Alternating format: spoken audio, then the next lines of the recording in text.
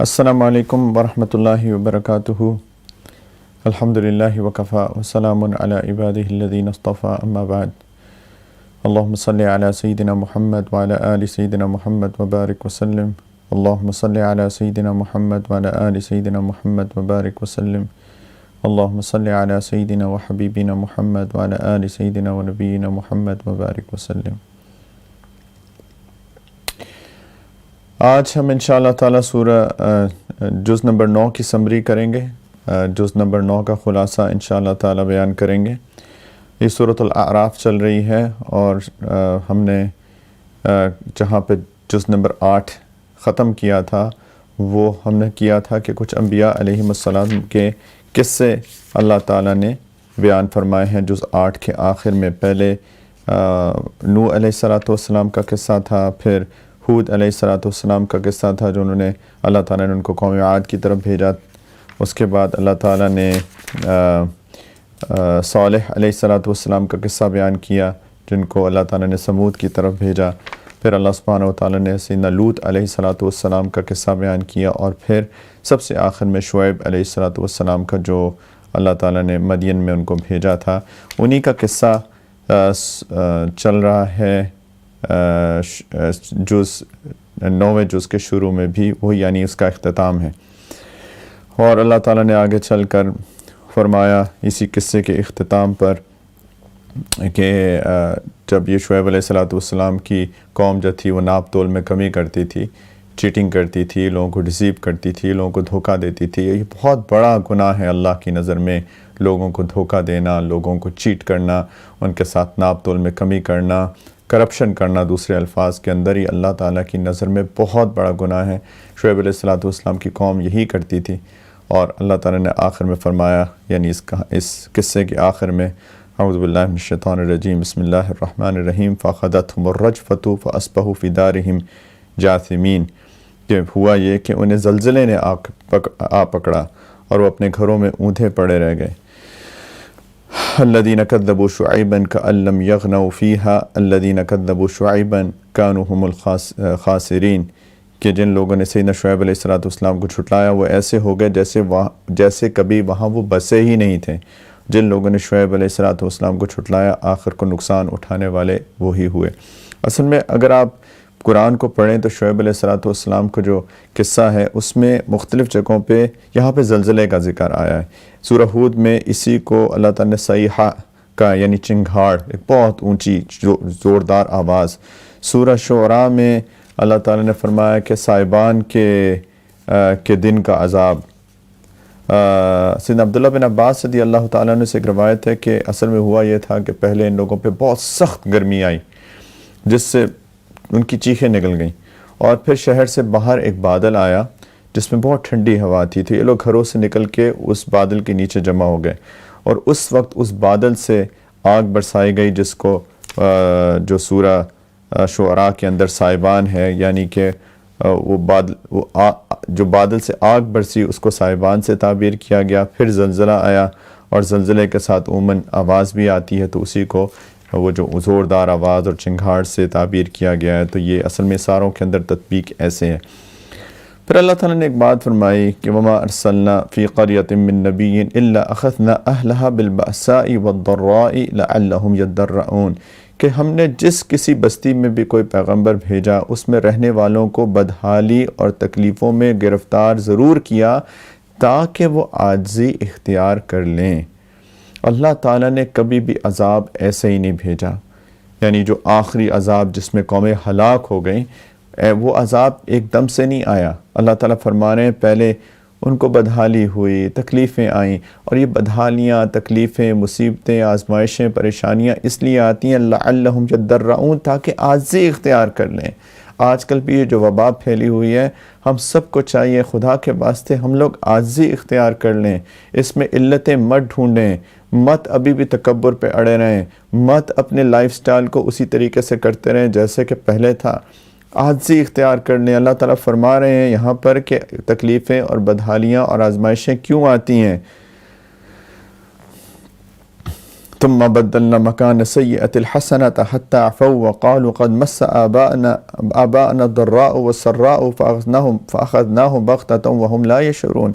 لیکن پھر اللہ تعالیٰ اس بدحالی میں سے نکال کے خوشحالی لے کے آتے ہیں، وہ بھی اس لیے تاکہ اب لوگ شکر ادا کریں، یعنی اللہ سے جڑے رہیں۔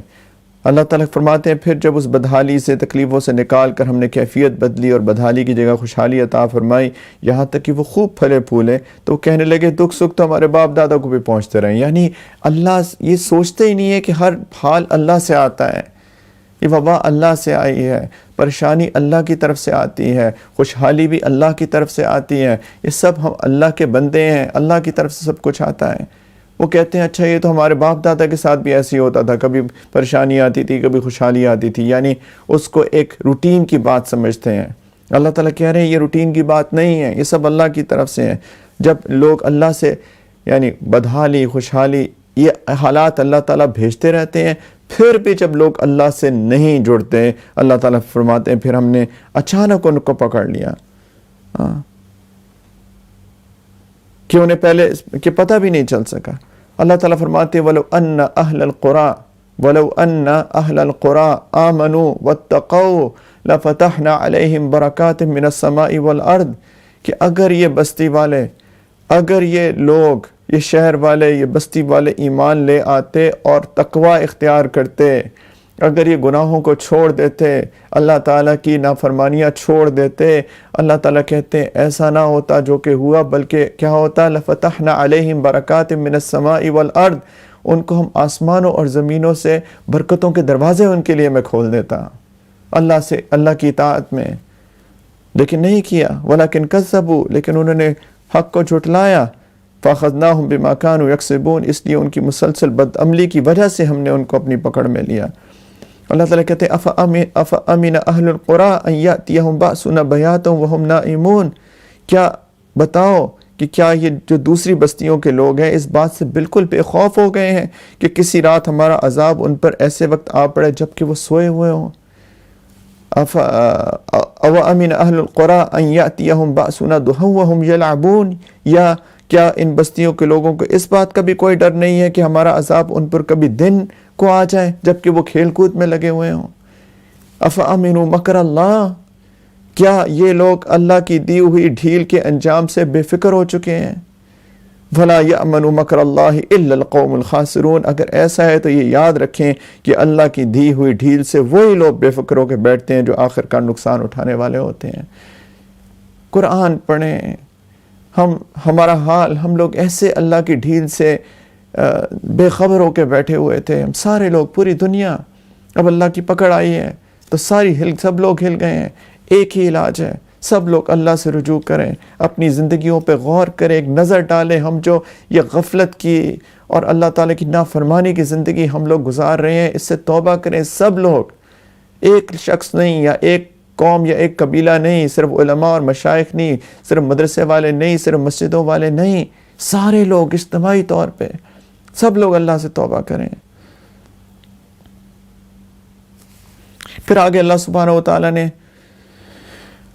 موسیٰ علیہ السلام کا قصہ بہت تفصیل سے بیان فرمایا۔ اس میں مختلف جگہوں میں موسیٰ علیہ السلام کا قصہ آیا ہے، کہیں کسی اینگل سے، کہیں کسی اینگل سے۔ یہاں پہ اللہ تعالیٰ نے بھی کافی تفصیل سے بیان کیا۔ اللہ تعالیٰ نے فرمایا ثم بعثنا من بعدهم موسى بآياتنا الى فرعون وملئه فظلموا بها فانظر كيف كان عاقبة المفسدين، پھر ہم نے ان سب کے بعد موسیٰ علیہ السلام کو اپنی نشانیوں کے ساتھ فرعون اور اس کے سرداروں کے پاس بھیجا۔ اصل میں جب یوسف علیہ السلام مصر کے، ان کی کہانی آئے گی سورہ یوسف میں انشاءاللہ، مصر کے وزیر خزانہ بنے تو انہوں نے اپنے والدین اور بھائیوں کو فلسطین سے مصر بلا لیا۔ تو پھر یعقوب علیہ السلام کی، جیسے ہم نے پہلے بھی بات کی کہ یعقوب علیہ السلام کا لقب اسرائیل تھا، ان کی ساری اولاد بنو اسرائیل کہلاتی ہے، تو وہی مصر میں آباد ہو گئی اور مصر کے بادشاہ نے ان کو ایک شہری آبادی سے الگ ایک علاقہ دے دیا۔ مصر کے بادشاہ کا جو ٹائٹل تھا، لقب تھا، اس کو وہ فرعون تھا۔ تو یوسف علیہ السلام کی وفات کے بعد آہستہ آہستہ مصر کے بادشاہوں نے، فرعون نے، جتنے فرعون آئے انہوں نے ان کو اپنا غلام بنا لیا۔ اور پھر یہ جو موسیٰ علیہ السلام کے زمانے میں فرعون تھا، اس نے تو خدائی کا دعویٰ بھی کر دیا۔ تب پھر اللہ تعالیٰ نے موسیٰ علیہ السلام کو اس فرعون کے پاس بھیجا کہ ان بنو اسرائیل کو غلامی سے چھٹکارا دلائیں، ان کو مصر سے نکال کے دوبارہ فلسطین میں جا کے آباد کریں۔ تو اللہ تعالیٰ فرما رہے ہیں کہ میں نے موسیٰ کو اپنی علیہ الصلوۃ والسلام کو اپنی نشانیوں کے ساتھ فرعون اور اس کے سرداروں کے پاس بھیجا. تو انہوں نے جا کے کہا حقیق علی ان اللہ اقول علی اللہ الا الحق قد جئتکم ببینۃ من ربکم فارسل معی بنی اسرائیل، کہ میرا فرض ہے کہ میں اللہ کی طرف منسوب کر کے حق کے سوا کوئی اور بات نہ کہوں، میں تمہارے پاس تمہارے رب کی طرف سے کھلی دلیل لے کے آیا ہوں، لہٰذا بنی اسرائیل کو میرے ساتھ بھیج دو. تو اس نے کہا کہ نشانی، فرعون نے کہا کیا نشانی ہے؟ تو اللہ تعالیٰ نے ان کو 2 بڑے معجزے عطا کیے تھے. ایک ان کی لاٹھی فالقى عصاه فاذا هي ثعبان مبین، کہ موسیٰ علیہ السلام نے اپنی لاٹھی پھینکی تو ایک بہت اژدہا بن گئی بڑا، اور دوسرا اپنا ہاتھ گریبان میں ڈالا، اس کو نکالا تو ایک دم چمکنے لگا، ہاتھ میں بہت چمک پیدا ہو گئی. ونزع يده فاذا هي بيضاء للناظرين. تو اب بجائے اس کے کہ فرعون ان نشانیوں کو اللہ کی طرف سے سمجھ کے ایمان لے آتا، وہ اس کے جو 7 وزیر مشیر تھے انہوں نے کہا یہ تو بڑا جادوگر ہے. تو انہوں نے کہا تو فرعون نے مشورہ لیا کیا کریں. تو انہوں نے کہا کہ جادوگروں کو بلا لیں اپنے. اس وقت جادوگروں کا بہت چرچا تھا مصر کے اندر، مصر کے اندر. تو فرعون نے بلا لیا سارے جادوگروں کو، ایک دن پورا مجمع اکٹھا کر کے جادوگروں کو بلا لیا، جس پہ اس کو بہت ناز تھا. تو انہوں نے کہا کہ مقابلہ کر لیں. تو جب جادوگر آ گئے تو جادوگروں نے کہا اچھا اب کون پہلے پھینکے گا، وہ بھی اپنی چیزیں لائیں تھے پھینکنے کے لیے. تو موسیٰ علیہ السلام نے کہا کہ تم پھینکو. قالوا یا موسیٰ اما ان تلقی و اما ان نکون نحن الملقین. اگر موسیٰ، جادوگر نے کہا کہ اگر تم پھینکنا چاہو تو تم پھینکو ورنہ ہم اپنی جادو کی چیز پھینکے. تو موسیٰ علیہ السلام نے فرمایا قال القوا، تم پھینکو. تو انہوں نے اپنی لاٹھیاں اور رسیاں تھیں ان کو پھینکی اور لوگوں کی آنکھوں پہ جادو کر دیا انہوں نے. تو لوگوں کو لگا جیسے کوئی چلتی ہوئی چیزیں ہیں، جیسے سانپ چھوٹے چھوٹے سے ہوتے ہیں، اس طرح زبردست جادو کا مظاہرہ کیا انہوں نے. وجاءوا بسحر عظیم وأوحینا الی موسیٰ. اللہ تعالیٰ کہتے ہیں میں نے موسیٰ کو وحی کی کہ ان القی عصاک، کہ تم اپنی یہ جو چھڑی ہے اس کو پھینک دو. فَإِذَا هِيَ تَلْقَفُ مَا يَأْفِكُونَ. تو جب انہوں نے پھینکی تو دیکھتے ہی دیکھتے وہ ساری چیزوں کو نگلنی شروع کر دی جو انہوں نے جھوٹ موٹ بنائی تھی. تو اللہ تعالیٰ کہتے ہیں حق کھل کر سامنے آ گیا، اور جو ان کا بنا بنایا کام تھا وہ بالکل تباہ ہو گیا، ملیا میٹ ہو گیا. اب جادوگروں کو سمجھ میں آ گئی کہ یہ جادو نہیں ہے. ان کو پتہ تھا جادو کیا ہوتا ہے، وہ تو جادوگر تھے. ان کو سمجھ میں آ گیا جادو نہیں ہے، یہ تو کہ اللہ کی طرف سے نشانی ہے. تو اس واقعے نے سارے جادوگروں کو بے ساختہ سجدے میں گرا دیا. اللہ تعالیٰ نے کہا گرا دیا. وَأُلْقِيَ السَّحَرَةُ سَاجِدِينَ قَالُوا آمَنَّا بِرَبِّ الْعَالَمِينَ. ساروں نے کہا کہ ہم رب العالمین پر ایمان لے آئے. ربی موسیٰ و ہارون، جو کہ موسیٰ اور ہارون علیہ السلام کا رب ہے. تو فرعون نے کہا کہ میں نے تو تمہیں اجازت ہی نہیں دی، تم میری اجازت سے پہلے اس شخص پر کیسے ایمان لائے؟ اس نے کہا یہ تمہاری سازش ہے. خیر اس نے کہا کہ تمہارے میں ہاتھ پاؤں مختلف سمتوں سے کٹوا دوں گا، تم سب کو سولی پہ چڑھا دوں گا. تو انہوں نے کہا اب ایمان اندر گھس چکا تھا. قالوا انا الی ربنا منقلبون، ہم سب کو اللہ کے بعد ویسے ہی جانا ہے. خیر تو پھر قوم کی فرعون کے سرداروں نے فرعون سے کہا کہ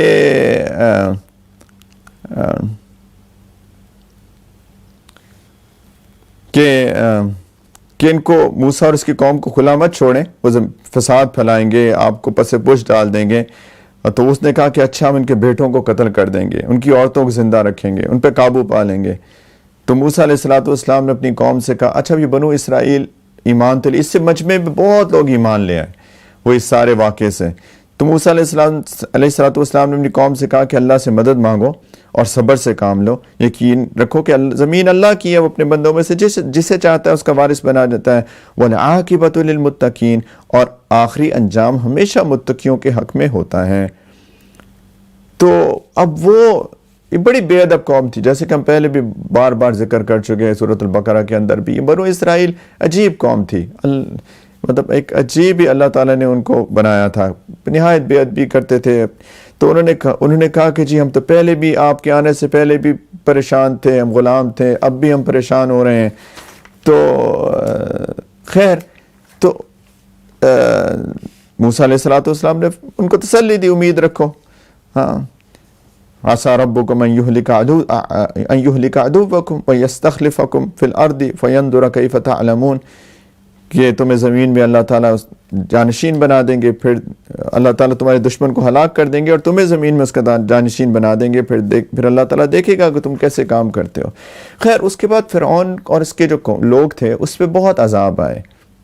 اللہ تعالیٰ نے فرمایا وَلَقَدْ أَخَذْنَا آلَ فِرْعَوْنَ بِالسِّنِينَ وَنَقْصٍ مِّنَ الثَّمَرَاتِ لَعَلَّهُمْ يَذَّكَّرُونَ۔ فرعون کے لوگوں کو قحط سالی آئی، پیداوار کی کمی میں مبتلا کیا تاکہ ان کو کچھ تنبیہ ہو، لیکن وہی بات ان کو جب ایمان نہیں ہوتا تو کہتے ہیں، جب خوشحالی آتی ہے وہ کہتے ہیں تو میرا حق ہے، جب مصیبت پڑتی تھی تو پھر وہ کہتے تھے یہ موسیٰ اور ان کے ساتھیوں کی نحوست ہے۔ اللہ تعالیٰ کہتے ہیں ان کی نحوست ہے، ان کی اپنی نحوست ہے۔ اللہ تعالیٰ نے فرمایا کہ ان کے اوپر فَأَرْسَلْنَا عَلَيْهِمُ الطُّوفَانَ وَالْجَرَادَ وَالْقُمَّلَ وَالضَّفَادِعَ وَالدَّمَ آیات مفصلات۔ آج یہ بات سمجھنی بہت آسان ہو گئی، بہت آسان ہو گئی۔ اللہ تعالیٰ نے فرمایا ہم نے ان پہ طوفان بھیجے، ٹڈیاں بھیجیں، ٹڈیاں آئیں ان کے کھیتوں کو تباہ کر دیا۔ اللہ تعالیٰ فرماتے ہیں کہ ہم نے ان پہ کچھ خاص قسم کے کیڑے ہوتے ہیں، وہ گھن کے کیڑے کہتے ہیں، وہ ان کی پیداوار کو گھن لگ گئی، وہ بھیجیں۔ اللہ سبحانہ و تعالیٰ فرماتے ہیں ان پہ مینڈک آئے، وہ اتنے مینڈکوں کی کثرت ہو گئی کہ ان کے کھانے کے برتنوں سے مینڈک نمودار ہوتے تھے۔ اللہ سبحانہ و تعالیٰ نے فرمایا خون کی بلائیں چھوڑیں،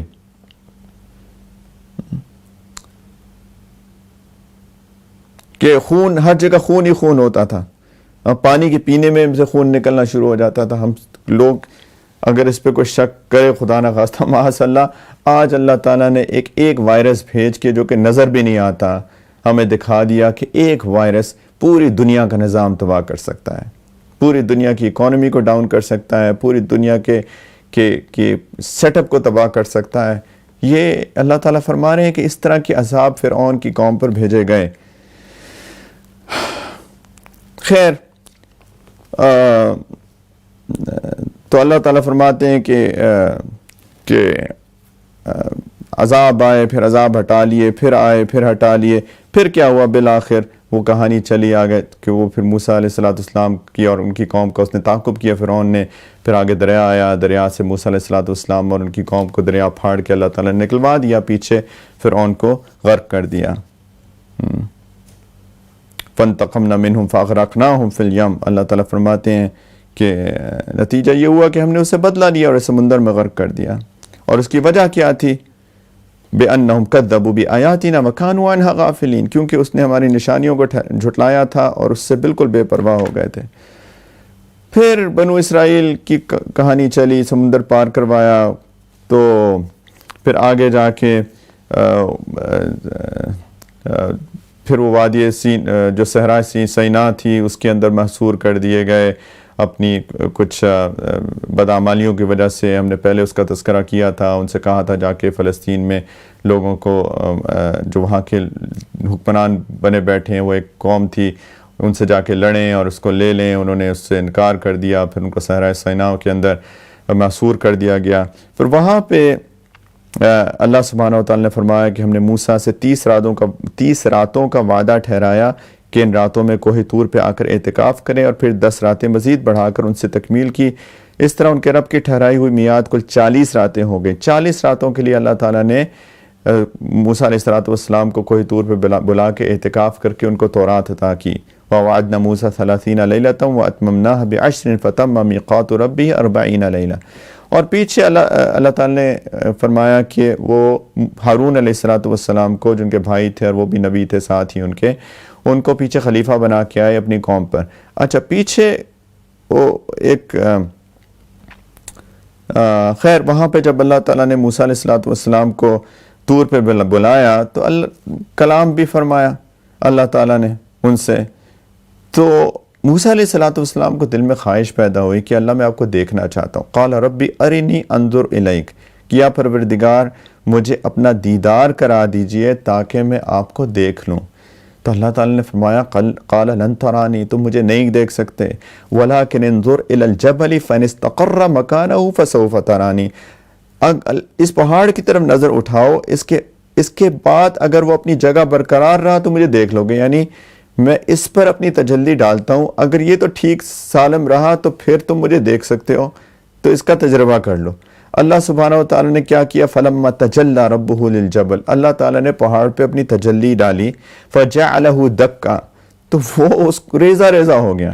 وخر موسیٰ صاعقہ، موسیٰ بھی ہوش ہو کے گر پڑے. فلما افاقہ، جب ان کو افاقہ ہوا، ہوش میں آئے، قال سبحانک تبت الیک، انہوں نے کہا یا اللہ میں آپ کے حضور توبہ کرتا ہوں، وانا اول المؤمنین، اور اس بات پر کہ دنیا میں آپ کو کوئی نہیں دیکھ سکتا، میں سب سے پہلے ایمان لاتا ہوں. یہاں پہ اس کے اندر اختلاف ہے کہ یہ طور کا پہاڑ کدھر ہے، یہ صحرائے سینا کہاں ہے. تو ایک اوپینین یہ ہے کہ یہ مصر کے اندر ہے، مصر بالکل اس کے ایسٹ میں ہے. تو مجھے موقع ملا تھا جانے کا، کافی سال ہو گئے وہاں پر. تو وہ پورا ایک اس کا نام ہی ماؤنٹ سائنائے ہے اس کو کہتے ہیں، اور پوری ایک پہاڑوں کی رینج ہے، اونچے اونچے پہاڑ ہیں براؤن کلر کے، اور اس کے اندر ایک پہاڑ بالکل کالا ہے اور ٹوٹا ہوا ہے، یعنی اس کے ریزہ ریزہ ہوا ہے اس کے، اور کالے رنگ کا ہے. باقی ساری پہاڑوں کی رینج کے اندر اللہ عالم، یہ ایک اوپینین ہے کہ یہی کوہ طور ہے. لیکن ایک اور بھی اوپینین ہے، لیکن سبحان اللہ، یعنی اللہ تعالیٰ نے تجلی ڈالی اس پہاڑ پر اور وہ ریزہ ریزہ ہو گیا. خیر، پیچھے موسیٰ کی قوم نے ان کے جانے کے بعد ایک بچڑا بنا دیا. اللہ تعالیٰ کہتے ہیں بچڑا کیا تھا؟ ایک بے جان جسم جس سے بیل کی سی آواز نکلتی تھی. اصل پیچھے ایک آدمی تھا، اس کا نام تھا سامری، وہ ایک جادوگر تھا. اس نے جادو کر کے یہ اپنے جادو سے بچڑا بنایا، اس سے آوازیں نکلتی تھی.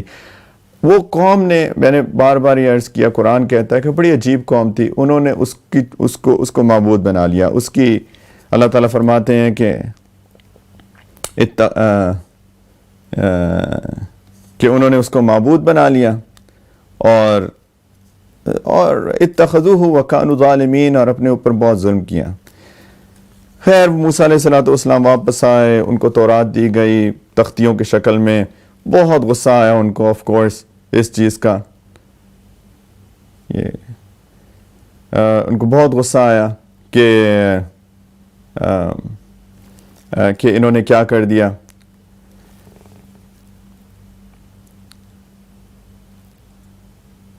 ہارون علیہ السلام پہ بہت غصہ ہوا ہے، جن کو خلیفہ بنا کے بھیجا گیا تھا.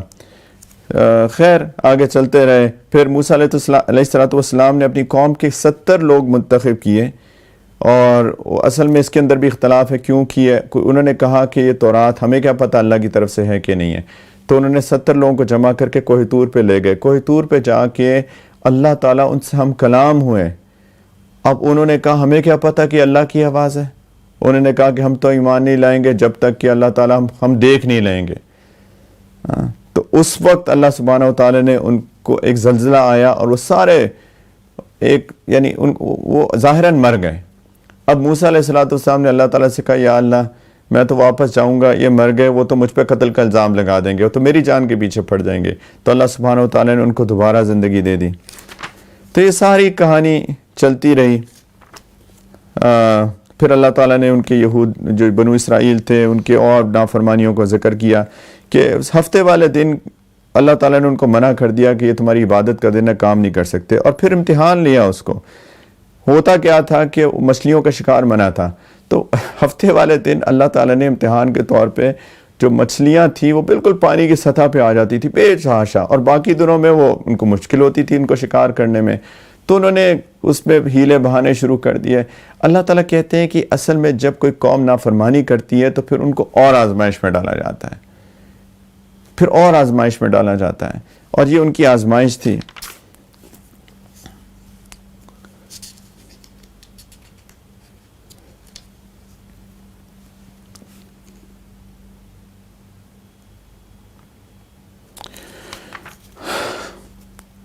پھر اللہ سبحانہ وتعالی نے آگے چل کے ذکر فرمایا وَإِذْ أَخَذَ رَبُّكَ مِن بَنِي آدَمَ مِن ظُهُورِهِمْ ذُرِّيَّتَهُمْ وَأَشْهَدَهُمْ عَلَىٰ أَنفُسِهِمْ أَلَسْتُ بِرَبِّكُمْ، کہ رسول لوگوں کو وہ وقت یاد کراؤ جب تمہارے رب نے آدم کے بیٹوں کی پشت سے ان کی ساری اولاد کو نکالا تھا اور ان کو خود اپنے اوپر گواہ بنایا تھا، اور یہ پوچھا تھا کیا میں تمہارا رب نہیں ہوں.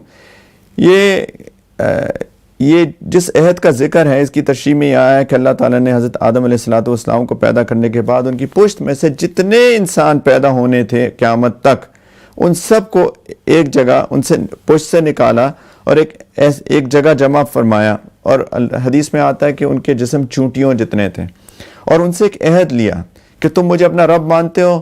تو سب نے کہا قالوا بلا شہدنا، کہ ہم کیوں نہیں، ہم سب اس بات کی گواہی دیتے ہیں کہ آپ ہمارے رب ہیں۔ ہم سب نے اللہ تعالیٰ سے اس دن عہد دیا تھا کہ اللہ آپ ہمارے رب ہیں، یعنی ہم آپ کے حکموں کی تعمیل کریں گے۔ ہم سب اللہ سے عہد کر کے آئے ہیں۔ اللہ تعالیٰ فرماتے ہیں یہ اس لیے کیا ان تقولوا یوم القیامت انا کنا عن ھذا غافلین، یہ اقرار ہم نے اس لیے لیا تھا تاکہ تم قیامت کے دن یہ نہ کہہ سکو کہ ہمیں تو پتہ ہی نہیں تھا۔ ہم سب اللہ تعالیٰ سے یہ عہد لے کر آئے ہیں کہ اللہ آپ ہمارے رب ہیں اور ہم آپ کے حکموں کی تعمیل کریں گے۔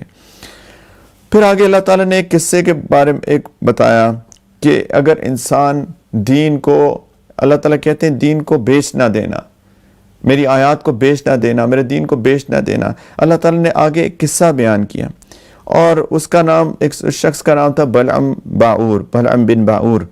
یہ فلسطین کے ایک علاقے میں بہت عابد زاہد شخص تھا، اور اس کے بارے میں یہ مشہور تھا کہ مستجاب الدعوات ہے۔ اتنا نیک تھا، اتنا زاہد تھا کہ جو دعا مانگتا تھا وہ قبول ہو جاتی تھی۔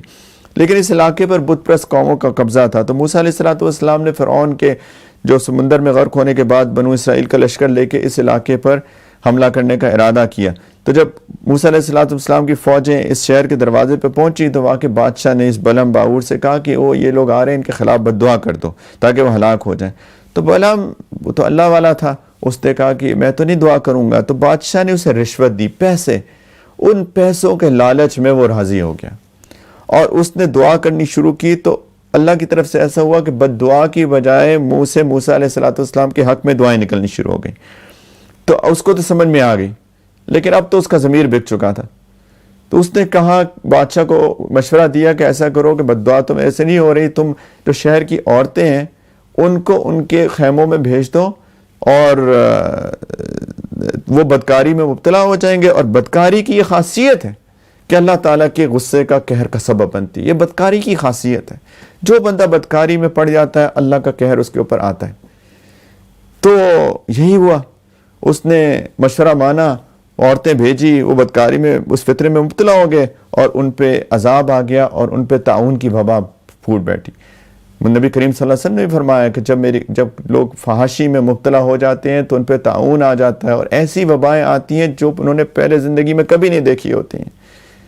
یہ واقعی آنکھیں، یہ ساری احادیث سوچنے کی بات ہے۔ مرد ہو، عورتیں ہوں، سب لوگ جو بدکاری میں پڑ جاتے ہیں، فحاشی میں پڑ جاتے ہیں، یہ اللہ تعالیٰ کی طرف سے بیماریوں اور وباؤں کی صورت میں عذاب آتے ہیں۔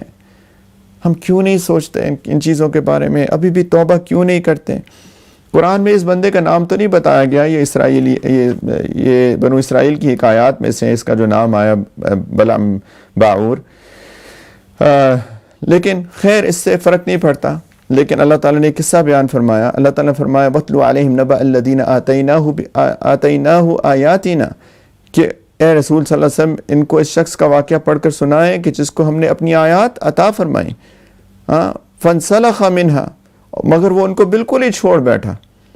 فَأَتْبَعَهُ الشَّيْطَانُ فَكَانَ مِنَ الْغَاوِينَ، پھر شیطان اس کے پیچھے لگا جس کے نتیجے میں وہ گمراہ لوگوں میں شامل ہو گیا۔ اللہ تعالیٰ کہتے ہیں کہ وَلَوْ شِئْنَا لَرَفَعْنَاهُ بِهَا، اگر ہم چاہتے تو ان آیات کی بدولت اس کو بلند کرتے، وہ تو نیک آدمی تھا، لیکن وَلَكِنَّهُ أَخْلَدَ إِلَى الْأَرْضِ، مگر وہ تو زمین کی طرف جھک گیا، یعنی اوپر آسمان کی طرف بلند ہونے کی بجائے نیچے چلا گیا۔ وَاتَّبَعَ هَوَاهُ، اس نے اپنی خواہشات کے پیچھے پڑا رہا۔ اللہ تعالیٰ نے کہا ایسے لوگوں کی مثال ایسی ہے، فَمَثَلُهُ كَمَثَلِ الْكَلْبِ، ان کی مثال اس کتے کی طرح ہو گئی، ان تحمل علیہ یلہث او تترکہ یلہث، کہ اگر تم اس پر حملہ کرو تب بھی وہ زبان لٹکا کر ہانپے گا، اور اگر اس کو اس کے حال پہ چھوڑ دو تب بھی زبان لٹکا کر ہانپے گا۔ کتے میں ہوس ہوتی ہے، اس کو آپ کوئی مارے نا کوئی چیز تو وہ سمجھتا ہے کوئی کھانے کی چیز ہے، وہ بھی اس پہ بھی زبان لٹکا کے اس کے پیچھے جاتا ہے، اور ویسے بھی زبان لٹکائے بیٹھا رہتا ہے۔ تو اللہ تعالیٰ نے کہا ان کی مثال کتے جیسی ہے، اس کی ہوس، اس کی حرص نے اس کو اس کا دین ہی چھڑوا دیا۔ ذَلِكَ مَثَلُ الْقَوْمِ الَّذِينَ كَذَّبُوا بِآيَاتِنَا، یہ ہے مثال ان لوگوں کی جنہوں نے ہماری آیات کو جھٹلا دیا۔ اللہ تعالیٰ کہہ رہے ہیں فَقْصُصِ الْقَصَصِ، ان لوگوں کو یہ قصے سناتے رہو، لَعَلَّهُمْ يَتَفَكَّرُونَ، تاکہ کچھ عقل کریں، سوچیں۔ اللہ تعالیٰ کہتے ہیں وَلَقَدْ ذَرَأْنَا لِجَهَنَّمَ كَثِيرًا مِنَ الْجِنِّ وَالْإِنسِ، ہم نے جنات اور انسانوں میں سے بہت سے لوگ جہنم کے لیے پیدا کیے ہیں، یعنی کہ ان کی بدعمالیاں مجھے پتہ ہے کہ جہنم میں جائیں گے بہت سارے لوگ، لیکن یہ کون لوگ ہیں؟ سوچنے کی بات ہے، کون لوگ جہنم میں جائیں گے؟ لَهُمْ قُلُوبٌ لَا يَفْقَهُونَ بِهَا، ان کے پاس دل ہیں جس سے وہ سمجھتے نہیں ہیں، وَلَهُمْ أَعْيُنٌ لَا يُبْصِرُونَ بِهَا، ان کے پاس آنکھیں ہیں جس سے وہ دیکھتے نہیں ہیں، وَلَهُمْ آذَانٌ لَا يَسْمَعُونَ بِهَا، ان کے پاس کان ہیں جس سے وہ سنتے نہیں ہیں، أُولَئِكَ كَالْأَنْعَامِ، یہ لوگ چوپایوں کی طرح ہیں، جانوروں کی طرح ہیں، بل ہم اضل، بلکہ جانوروں سے بھی گئے گزرے ہیں۔ قرآن کہہ رہا ہے کون ہیں یہ لوگ؟ اولئک هم الغافلون، یہ لوگ غافل ہیں، غفلت میں پڑے ہوئے ہیں، اللہ کا ذکر نہیں کرتے، اللہ کو یاد نہیں کرتے، غافل ہو چکے، یہ ہیں وہ لوگ۔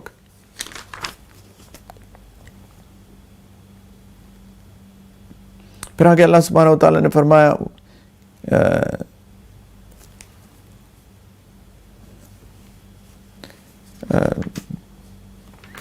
مختلف چیزیں فرمائی، پھر آگے اللہ سبحانہ وتعالی نے نبی کریم صلی اللہ علیہ وسلم کو ساری لوگوں کی جو نافرمانیاں ہیں اور جو لوگ کرتے ہیں اللہ کی نافرمانیاں، اس کے بارے میں بتایا کہ کیسے کیسے لوگ کرتے ہیں، کہ کس طرح ناشکرے بنتے ہیں، کبھی اللہ کی نعمتیں مانگتے ہیں، اولاد مانگتے ہیں، لیکن کہ جی یا اللہ لئن آتیتنا صالحا لنکونن من الشاکرین، کچھ لوگوں کو اولاد نہیں ہو رہی ہوتی، اللہ تعالیٰ کہتے ہیں، اللہ سے دعا کرتے ہیں میاں بیوی کہ اگر آپ نے ہمیں تندرست اولاد دے دی تو ہم ضرور شکر ادا کریں گے۔ اس وقت سب اللہ کے سامنے ہاتھ اٹھاتے ہیں، اولاد نہیں ہو رہی، اولاد نہیں ہو رہی، فلما آتاہما صالحا، اور جب اللہ تعالیٰ ان کو ایک تندرست بچہ دے دیتے ہیں تو جعل لہ شرکاء فیما آتاہما، وہ کہتے ہیں، اللہ تعالیٰ فرماتے ہیں کہ تو ان دونوں نے اللہ کی عطا کی ہوئی نعمت میں اللہ کے ساتھ دوسروں کا شریک ٹھہرانا شروع کر دیا، ہاں، یعنی ناشکرے بن گئے۔ اللہ تعالیٰ کہہ رہے ہیں ہماری مخلوق میں ایک جماعت ایسی ہونی چاہیے جو لوگوں کو حق کا راستہ دکھاتی ہے اور اس حق کے مطابق انصاف سے کام لیتی ہے۔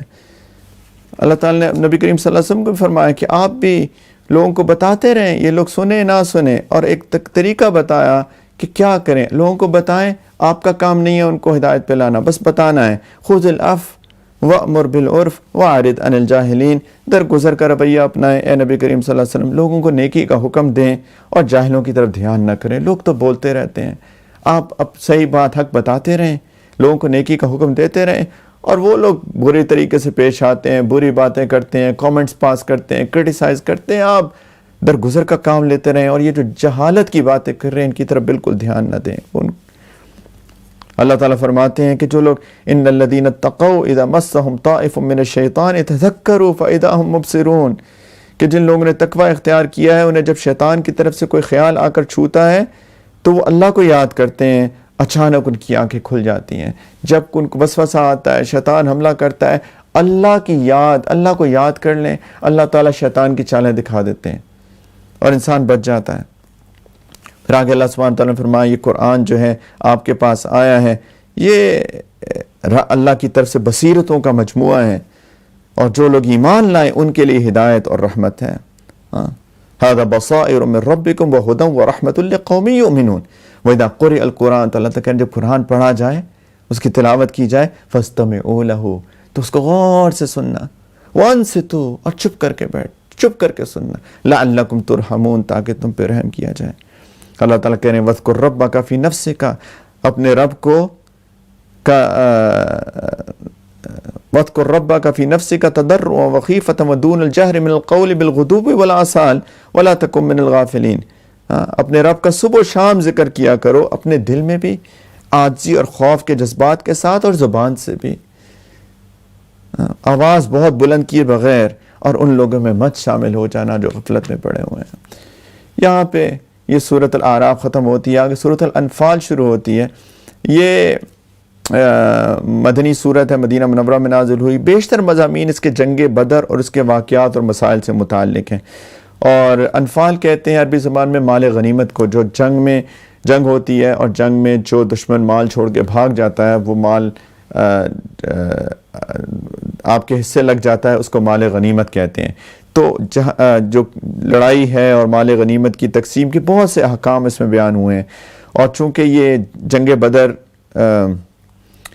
کے نتیجے میں نازل ہوئی، اور جنگ بدر اصل میں کفار مکہ کے ظلم و ستم کے پیش نظر میں آئی تھی، تو ان کے حالات کا بھی اس میں تذکرہ ہے، جس میں نبی کریم صلی اللہ علیہ وسلم کو مکہ مکرمہ سے ہجرت کا حکم آیا، اور جو لوگ مسلمان مکہ مکرمہ میں رہ گئے تھے ان کے لیے بھی ضروری قرار دیا گیا کہ وہ ہجرت کر کے مدینہ آ جائیں، اور ہجرت کی وجہ سے میراث کی تقسیم سے متعلق کچھ احکام بھی عارضی طور پہ نافذ کیے گئے تھے، وہ بھی صورت میں ہے۔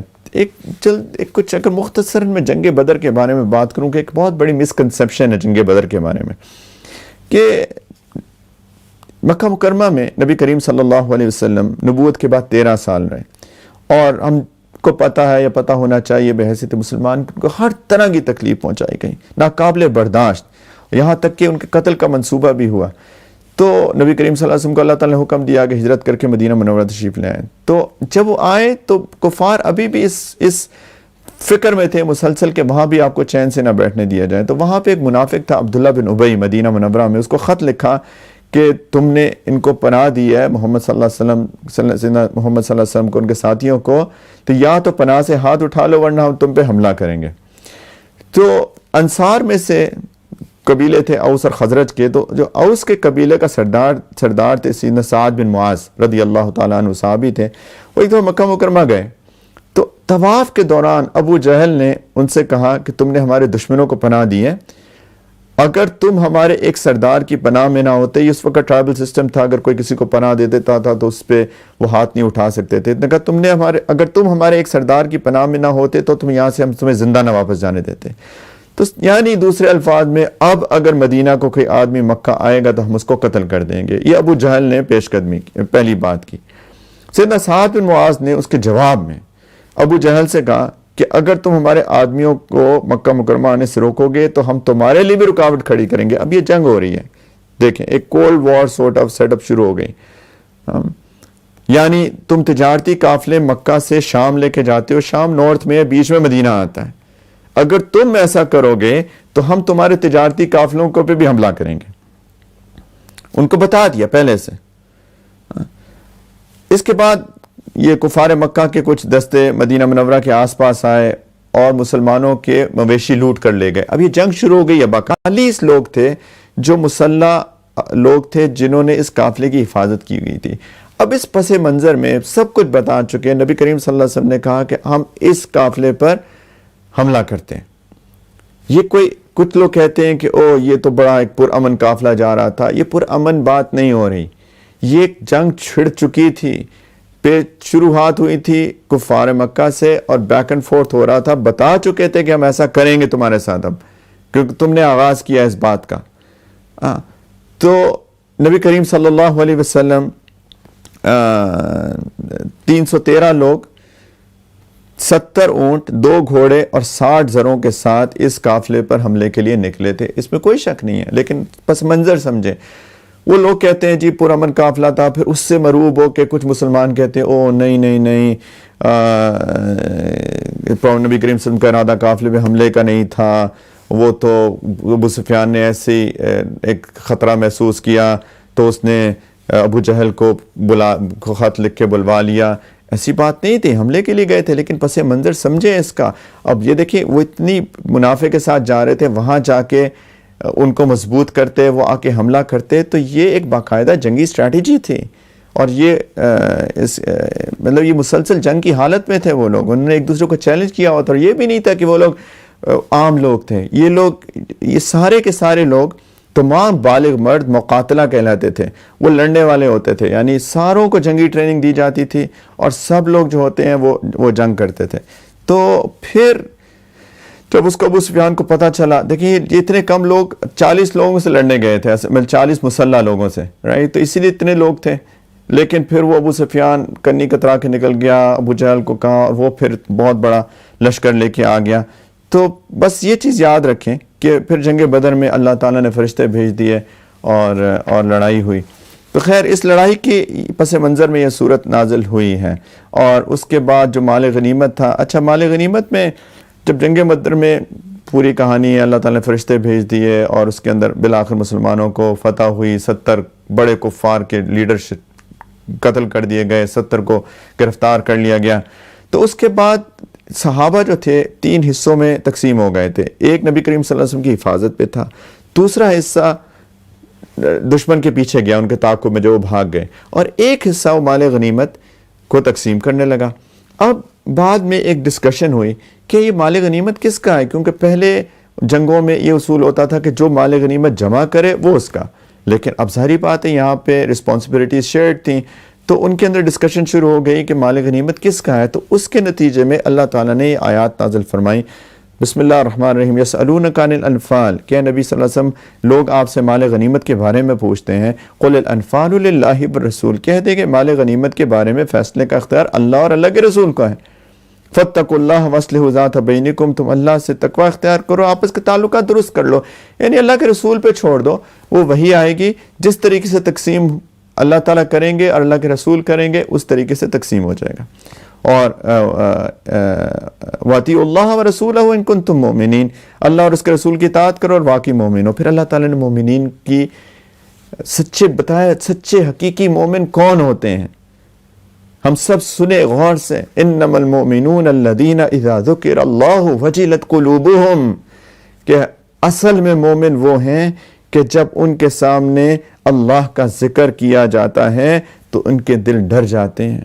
وَإِذَا تُلِيَتْ عَلَيْهِمْ آيَاتُهُ زَادَتْهُمْ ایمانا, اور ان کے سامنے جب اللہ کی آیات کی تلاوت کی جاتی ہے, آیتیں پڑھی جاتی ہیں, تو وہ آیت ان کے ایمان کی کیفیات کو بڑھا دیتی ہیں. وَعَلَىٰ رَبِّهِمْ يَتَوَكَّلُونَ, وہ اپنے رب پہ توکل کرتے ہیں. الَّذِينَ يُقِيمُونَ الصَّلَاةَ وَمِمَّا رَزَقْنَاهُمْ يُنْفِقُونَ, یہ سچے مومنوں کی یہ بھی نشانی ہے کہ وہ نماز قائم کرتے ہیں, اور جو میں نے, اللہ تعالیٰ فرما رہے ہیں میں نے ان کو رزق دیا ہے اس سے اللہ کے راستے میں خرچ کرتے ہیں. اور اللہ تعالیٰ نے فرمایا اولئک هم المؤمنون حقا, یہ حقیقی مومن ہیں. لهم درجات عند ربهم ومغفرۃ ورزق کریم, ان کے لیے ان کے رب کے پاس بڑے درجے مغفرت اور باعزت رزق ہے. پھر اللہ تعالیٰ نے سورہ غزوہ بدر کی بات کی کہ تم یاد کرو, استستغیثون ربکم فاستجاب لکم انی ممدکم بألف من الملائکۃ مردفین, کہ جب تم اپنے رب سے فریاد کر رہے تھے اور اس نے تمہاری فریاد کا جواب یہ دیا کہ میں تمہاری مدد کے لیے 1000 فرشتوں کی ایک فوج بھیجنے والا ہوں جو لگاتار آئیں گے تمہاری مدد کے لیے. وہی پہلے بھی ہم نے بات کی تھی, ان کے اطمینان قلب کے لیے ایک فرشتہ بھی کافی تھا. اور پھر اللہ تعالیٰ نے فرمایا کہ تم لوگ فطری طور پہ ڈرے ہوئے تھے, اتنی بڑی فوج تھی تمہارے سامنے, 1000 لوگوں کی مسلح افواج, اور تم لوگ تھوڑے سے تھے. تو اللہ تعالیٰ نے فرمایا کہ تم گھبرائے ہوئے تھے, تو اللہ تعالیٰ نے اپنے حکم سے تم پہ غنودگی نازل کر دی. اذ یغشیکم النعاس امنۃ منہ وینزل علیکم من السماء ماء لیطہرکم بہ ویذھب عنکم رجز الشیطان. اچھا, وہ جہاں لوگ مسلمان تھے وہاں پہ بہت ریتیلا تھا, پیر پھسلتے تھے. اللہ تعالیٰ نے ایک تو ان کو اونگ نازل کر دی, سو گئے وہ لوگ, بہت گہری نیند رات کو سوئے, تو ان کے جو فکر تھی اس سے ختم ہو گئی. دوسرا اللہ سبحانہ وتعالیٰ کہہ رہے ہیں کہ آسمان سے بارش ہوئی, بارش کا یہ فائدہ ہوا کہ وہ جو ریت تھی وہ جم گئی, اور ان کے پاس پانی کی بھی قلت تھی, وہاں پہ پانی نہیں تھا, تو اللہ اس بارش کے نتیجے میں وہاں پہ ایک پانی کا پول بھی بن گیا, تو پانی بھی ان کو مل گیا.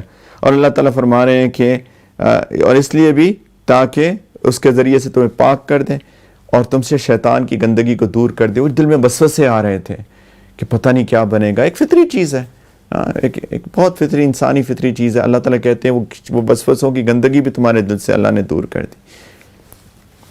وَلْيَرْبِطَ عَلَىٰ قُلُوبِكُمْ وَيُثَبِّتَ بِهِ الْأَقْدَامَ, تمہارے دلوں کی ڈھارس بندھائی اور اس کے ذریعے سے تمہارے پاؤں اچھی طرح جما دیے. پھر آگے اللہ سبحانہ وتعالیٰ نے اسی میں غزوہ بدر کی ہی تفصیل جاری رکھی ہے. وقت بہت ہو گیا, میں ابھی میرا خیال ہے کہ آج اس کی ختم کر دیتا ہوں. یہ جز کا آخر ہی ہے تقریباً بالکل, لیکن اللہ تعالیٰ نے 6 جگہ مومنین سے خطاب کیا یا ایھا الذین آمنو کہہ کے اکٹھے, تقریباً مور اور لیس. 15ویں آیت میں, 20ویں آیت میں, 23ویں آیت میں, 27ویں آیت میں اور 46ویں آیت میں, 15, 20, 23, 27, 29 اور 46 آیات. ان 6 بالکل آگے پیچھے اللہ تعالیٰ نے, یہ بہت پیار بھرا خطاب ہے.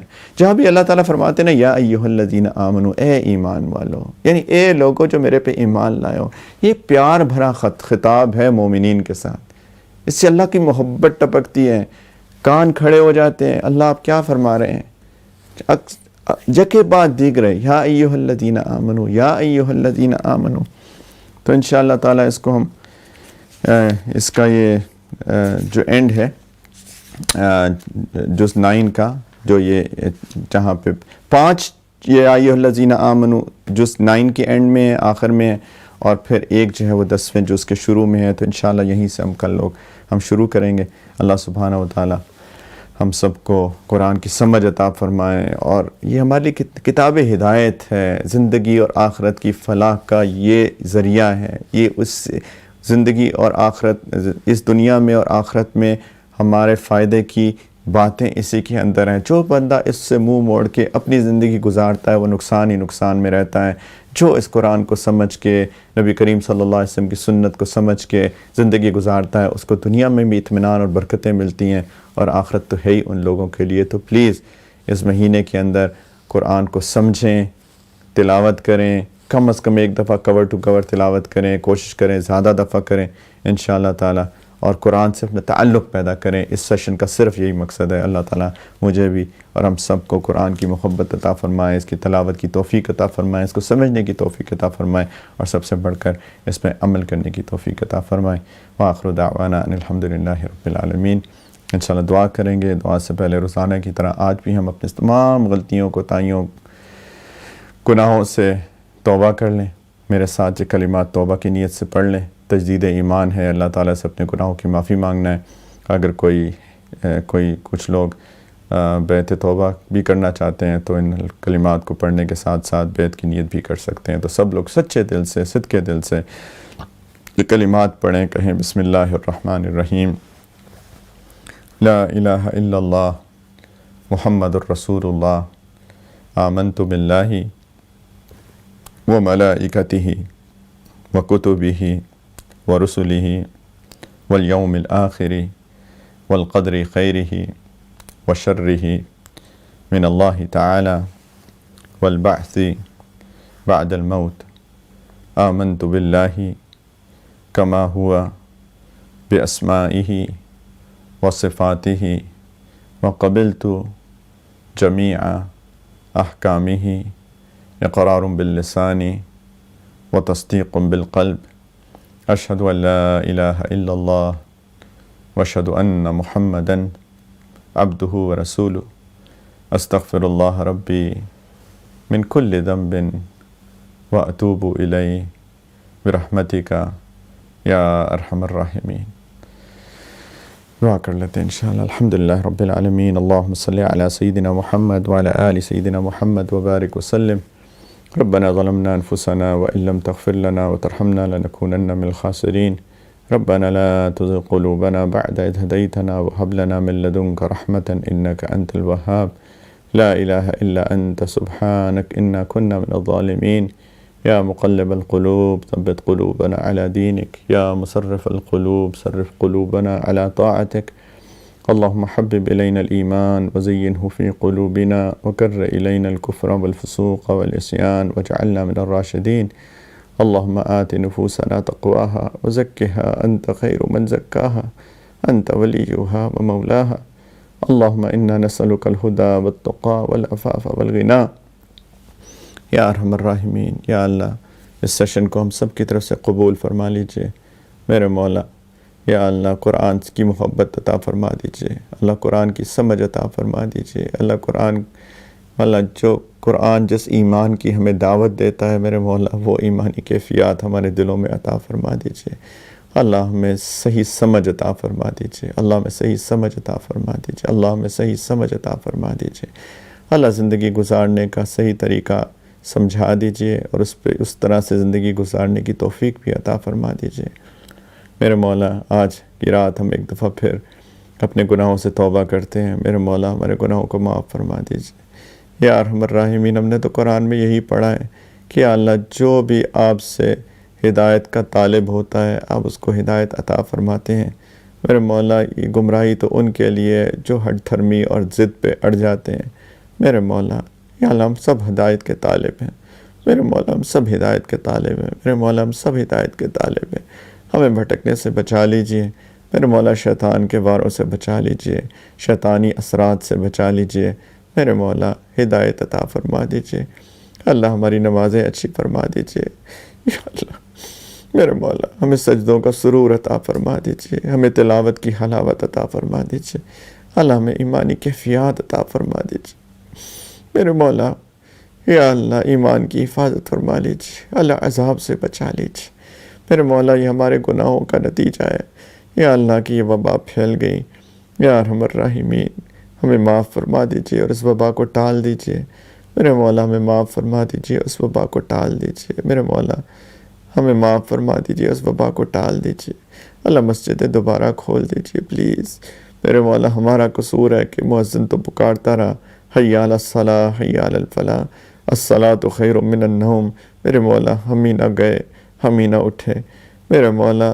ہمیں حرمین شریفین آپ نے بلایا بھی، ہم نے وہاں میں جا کے بے قدری کی، بے ادبی کی، اللہ یا اللہ ہم نے اپنے دل بانا لگائے، وہاں جا کے بھی یا اللہ ہم گناہوں میں پڑے رہے، یا ارحم الراحمین ہمیں معاف کر دیجئے، اللہ حرمین شریفین کی رونقیں بحال فرما دیجئے، اور بار بار ہمیں اپنی محبت والی یا اللہ عقیدت والی ادب احترام والی کیفیات والی حاضری کی توفیق عطا فرمائیے، اللہ میرے مولا دوبارہ سے ملتزم پہ یا اللہ چمٹنا نصیب فرمائیے، میرے مولا دوبارہ حتیم میں نماز پڑھنے کی توفیق عطا فرمائیے، میرے مولا دوبارہ اس رش میں میرے مولا اس رونق میں میرے مالک طواف کرنے کی توفیق عطا فرمائیے، یا ارحم الراحمین دوبارہ مقام ابراہیم پہ نوافل پڑھنے کی توفیق عطا فرمائیے، میرے مولا دوبارہ صفا مروہ کی سعی کی توفیق عطا فرمائیے، میرے مولا یا اللہ دوبارہ نبی کریم علیہ السلام کی روزہ مبارک کی حاضری کی توفیق عطا فرمائیے، میرے مولا دوبارہ سے وہ مدینہ منورہ کے انوارات کو سمیٹنے کی توفیق عطا فرمائیے، یا اللہ یا ارحم الراحمین یا اکرم الاکرمین، یا اللہ رحم کے فیصلے فرما دیجیے، ہم دنیا آخرت کے محتاج ہیں میرے مولا، دنیا میں بھی محتاج ہے آخرت میں بھی محتاج ہے، اللہ دنیا آخرت کی تمام حاجات کو ضروریات کو اپنے غیب کے خزانوں سے اپنی رحمت اور برکتوں اور وسعتوں کے ساتھ عطا فرما دیجیے، اسباب عطا فرما دیجیے، اللہ ہمارے گھر والوں کی، ہماری اولاد کی، ہماری نسلوں میں ایک ایک بندے کی حفاظت فرما لیجیے، یا اللہ ہم سب کو اپنے دین کی خدمت کے لیے قبول فرما لیجیے، اللہ ہمیں پتہ ہے ہم کسی قابل نہیں ہیں، لیکن ہم کو یہ بھی پتہ ہے کہ آپ کے ہاں قابلیت نہیں قبولیت چلتی ہے، اللہ قبول فرما لیجیے، ہر شر فتنے سے بچا کر قبول فرما لیجیے، اللہ اسباب عطا فرما دیجیے، اللہ عزتیں عطا فرما دیجیے، ذلت سے محفوظ فرما دیجیے، اللہ ہمارے والدین کی بھی حفاظت فرمائیے، رب ارحمہما کما ربیانی صغیرا، اللہ ہمارے والدین جو آپ کے پاس آ چکے میرے مولا ان کی مغفرت فرما دیجیے، ان کے درجات بلند فرما دیجیے، اللہ وہ اپنے والدین کی خدمت کی توفیق عطا فرمائیے، زندگی کے آخری حصے کو زندگی کا سب سے بہترین حصہ بنائیے، اللہ جو بیمار ہے روحانی جسمانی نفسیاتی طور پہ ان کو صحت کاملہ عاجلہ مستمرہ عطا فرما دیجیے، یا اللہ جو شیطانی اثرات سفلی اثرات کا شکار ہے اللہ ان کو ان سے نجات عطا فرما دیجیے، میرے مولا یا اللہ یا ارحم الراحمین مخلص معاونین عطا فرمائیے، یا اللہ اپنی حفاظت میں لے لیجیے، اپنی رضا عطا فرما دیجیے، دل کا سکون عطا فرما دیجیے، اللہ دل کا سکون عطا فرما دیجیے، اللہ عافیت کے فیصلے فرما دیجیے، اللہ محبتوں کو عام فرما دیجیے، نفرتوں کو ختم فرما دیجیے، اللہ یہ فرقہ واریت دور فرما دیجیے، اللہ یہ مسلمان جو بٹ گئے اللہ اتنے فرقوں میں اللہ یا اللہ اس کو ختم فرما دیجیے، محبت عام فرما دیجیے،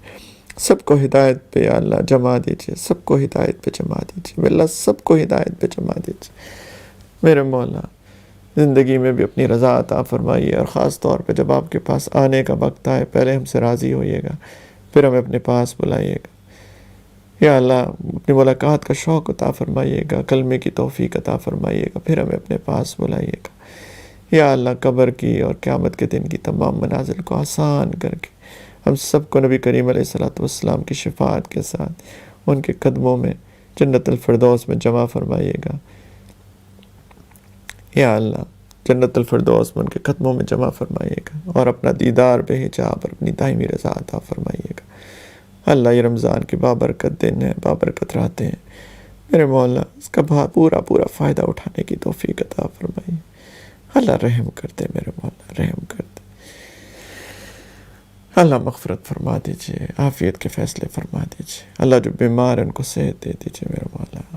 ربنا تقبل منا انك انت السميع العليم وتب علينا انك انت التواب الرحيم، صلی اللہ علی النبی الکریم وعلى آلہ وصحبہ اجمعین برحمتک یا ارحم الراحمین، الحمد للہ رب العالمین، والشکریہ۔